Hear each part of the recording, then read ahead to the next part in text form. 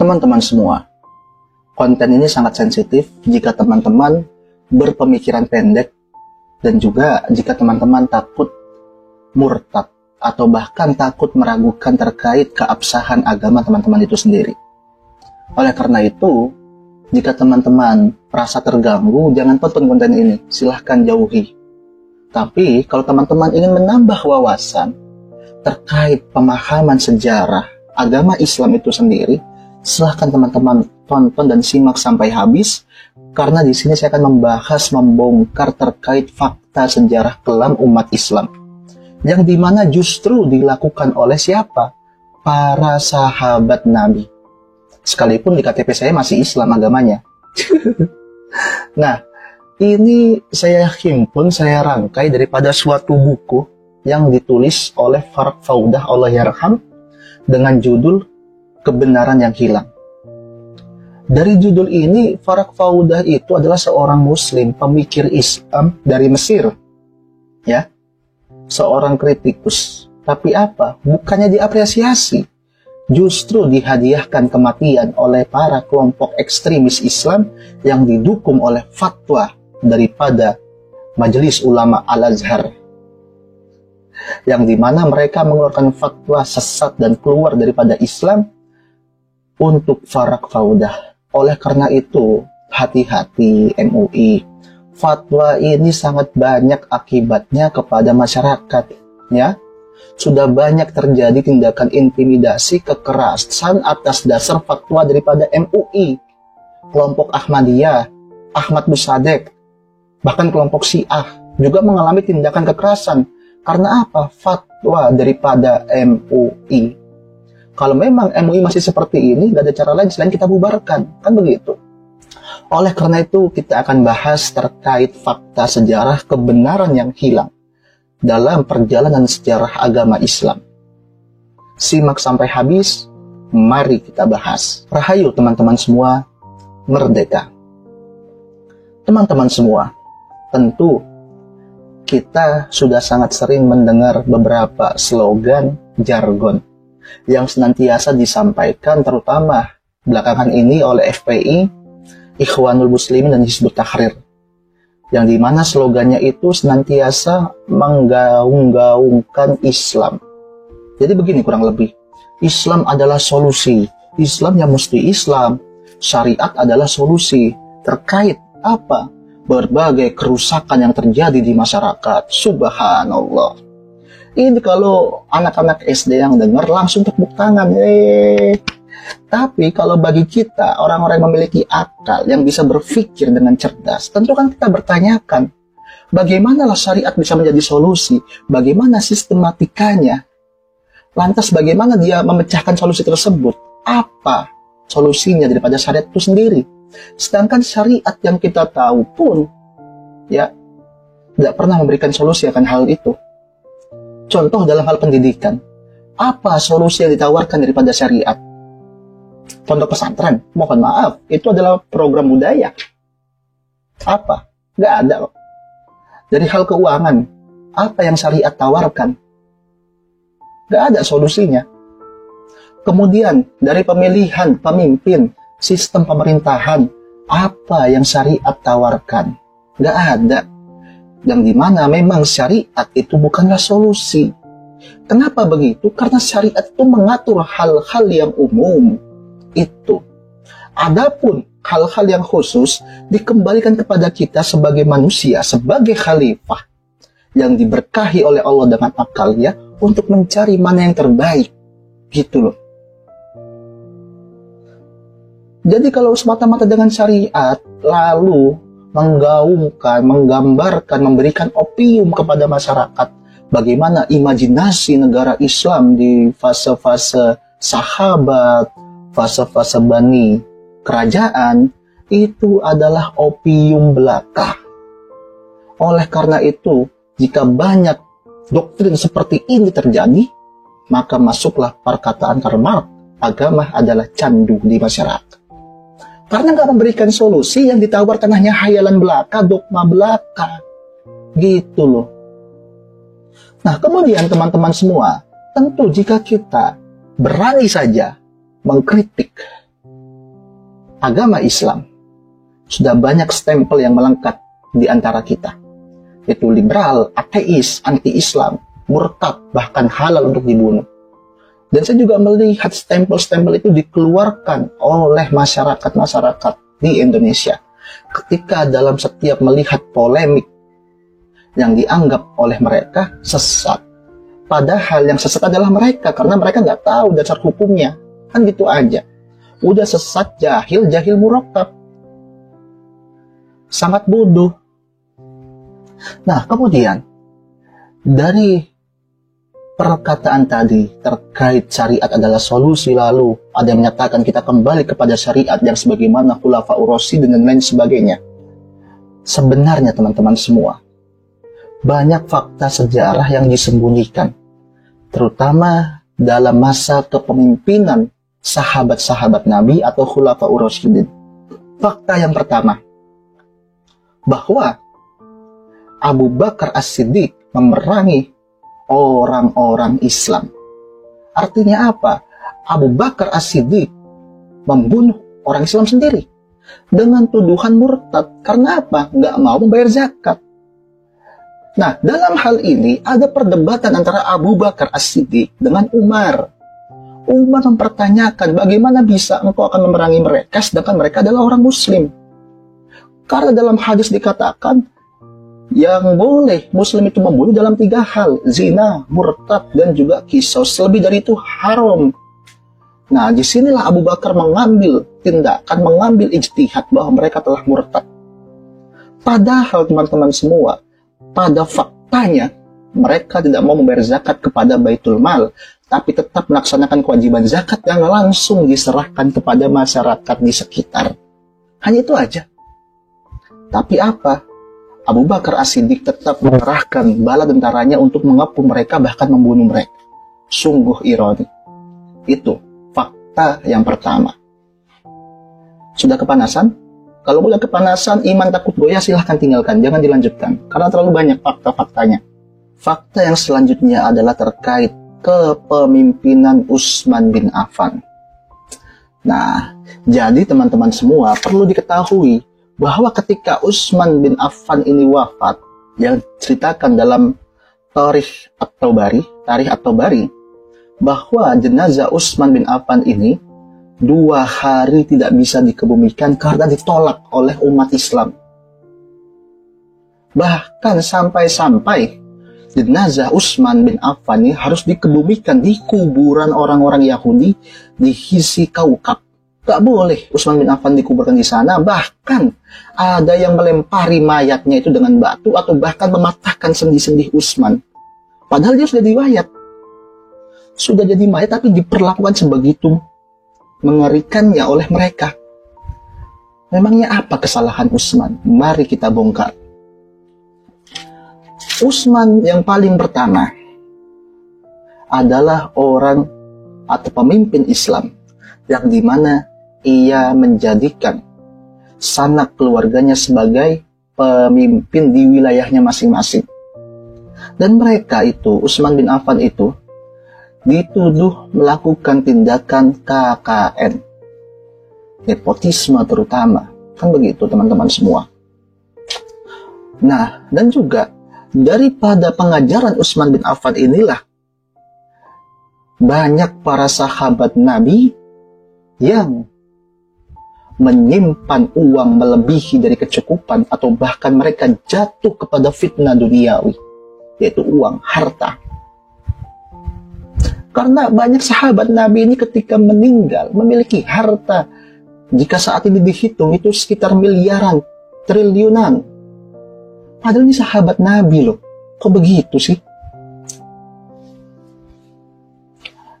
Kemudian Utsman bin Affan juga mengasingkan sahabat Nabi yang lain, yaitu siapa? Abu Dzar Al-Ghifari. Karena Abu Dzar Al-Ghifari ini berpendapat bahwa kita hanya boleh mengambil hak kita secukupnya. Gak boleh berlebihan. Kalau lebih kita kembalikan kepada orang lain. Nah, inilah paham sosialis yang dimiliki oleh Abu Dzar Al-Ghifari, tapi ditentang oleh siapa? Utsman bin Affan dengan desakan daripada Muawiyah. Bahkan sampai-sampai Abu Dzar Al-Ghifari harus diasingkan. Ya Allah. Jadi, Khalifah Utsman bin Affan ini sangat hidup dengan mewah-mewahan. Bahkan banyak pendapat-pendapatnya yang salah ketika datang para sahabat mengingatkan Utsman bin Affan. Mohon maaf, Utsman bin Affan sangat sombong orangnya. Jadi teman-teman, menurut Farak Fauda digambarkan Utsman bin Affan ini sebagaimana memiliki dua wajah, antagonis dan protagonis. Tentu teman-teman akan terheran-heran ketika saya mengatakan demikian, padahal kita tahu yang telah diajarkan kepada kita bahwa Utsman bin Affan itu adalah orang yang dermawan, kan begitu? Tapi pada faktanya bukanlah dermawan, tapi justru orang yang menghambur-hamburkan harta. Bahkan memilih saudaranya sendiri untuk atau keluarganya untuk memimpin wilayah yang lain. Makanya gak usah heran ketika banyak pemimpin-pemimpin Islam yang melakukan tindakan nepotisme. Gak usah heran. Karena memang dalam pelaku sejarahnya sahabat Nabi pun begitu. Bahkan Utsman bin Affan ini ketika datang para sahabat untuk menasehatinya, ditolak nasihat sahabatnya itu. Bahkan teman-teman, hingga pada ujungnya karena sengitnya perdebatan antara sahabat Nabi ini terkait permasalahan Utsman, sampai datang tawaran beberapa opsi kepada Utsman, yang dimana meminta Utsman untuk mundur. Tapi apa? Utsman bin Affan mengakui bahwa gelar yang ada pada dirinya adalah gelar yang diberikan oleh Allah padanya. Bahkan dengan sombongnya Utsman bin Affan menyatakan, jika saya tidak pernah meminta Anda untuk membaiat saya, tapi Anda datang lalu membaiat saya sendiri, dan Anda tidak bisa melepaskan baiat itu selamanya. Masya Allah. Jadi kalau saat ini ada pemimpin umat Islam ya ataupun orang Islam yang berharap eksistensinya selamanya, kepemimpinannya selamanya, maka itu didalangi, dilatar belakangi oleh siapa? Perilaku Utsman bin Affan. Tentu kita akan bingung, kok bisa sih sahabat Nabi yang seperti itu mulianya, yang bahkan diberikan gelar Zun Nuraini, dua cahaya. Kan gitu. Kalau dia berhasil menikahi dua putri Nabi, tapi kok kelakuannya seperti ini? Nah, mungkin teman-teman sudah bertanya seperti itu ya. Tapi ini baru permulaan, karena masih banyak fakta-fakta yang disembunyikan. Ya Allah. Nah, kemudian, selain daripada Utsman yang mengumpulkan harta, banyak juga para sahabat Nabi yang mengumpulkan harta. Kita bahas daripada Utsman. Utsman bin Affan ketika wafat, dia itu meninggalkan harta dan juga ontaknya itu, uang dirhamnya 300.500.000 dirham dan 100.000 dinar dan juga 1.000 ontak. Jadi kalau saya total dengan kurs nilai uang pada zaman Nabi itu sekitar 1,8 triliun sampai 2 triliun. Itu harta daripada Utsman bin Affan yang ditinggalkan. Kemudian Zubair bin Awam, sahabat Nabi juga, meninggalkan harta 51 atau 52 juta dirham, yang dimana kalau kita nominalkan, kita konferensi dalam hal ini, 3,2 triliun. Masya Allah. Kemudian Sa'ad bin Abi Waqqas, dia juga meninggalkan harta yang sangat banyak, sekitar 15 miliar rupiah. Kemudian siapa? Tolha, meninggalkan harta sebesar 30 juta dirham dan 2 juta dirham, atau dengan total senilai 1,9 triliun. Ya Allah ya Karim. Dari sini kita bisa melihat bagaimana pola hidup sahabat Nabi yang jauh daripada sikap warok dan zuhud. Mereka masih suka dengan harta, yang seharusnya harta itu dibagikan kepada orang yang membutuhkan, sebagaimana yang dilakukan oleh Abu Dzar Al-Ghifari, tapi orang seperti Abu Dzar Al-Ghifari justru dimusuhi. Kan begitu. Nah, inilah yang merubah tatanan Islam dari sebenarnya ajaran sosialis menjadi ajaran kapitalis. Banyak orang-orang, para ulama, para pemimpin yang beragama Islam berlomba-lomba mengumpulkan harta untuk dirinya sendiri. Makanya gak usah heran kalau sekarang teman-teman melihat berita, para pemimpin di Indonesia yang mereka beragama Islam banyak korupsi. Gak usah heran, memang begitu kok sejarah sahabat Nabi. Karena sepupu Nabi Muhammad sendiri pun ada yang mengkorupsi uang umat. Nanti kita bahas. Nah, siapa yang tadi saya sebutkan, yaitu Abdullah bin Abbas. Abdullah bin Abbas ini dikenal sebagai seorang ahli tafsir lain sebagainya. Tapi Farak Fauda membongkar fakta yang sangat mengejutkan terkait Abdullah bin Abbas. Yang dimana karena Abdullah bin Abbas inilah Ali sampai harus berperang dengan Muawiyah. Yang dimana Ali juga mengutuk tindakan Abdullah bin Abbas ketika dia menjabat. Nah, jadi teman-teman semua, ketika Abdullah bin Abbas di Basrah, Irak, ya, dia mengambil lahan perkebunan yang berupa jizyah, yang dimana itu bukan haknya, yang dimana itu adalah milik para pasukan, para tentara umat Islam yang berperang saat itu, tapi disimpan di Baitul Mal, kemudian diambil. Lalu apa? Ali mengirimkan surat agar Abdullah bin Abbas mau mengembalikan dan mau juga menjelaskan laporan keuangannya secara lengkap. Tapi apa? Abdullah bin Abbas dengan sombongnya justru melawan.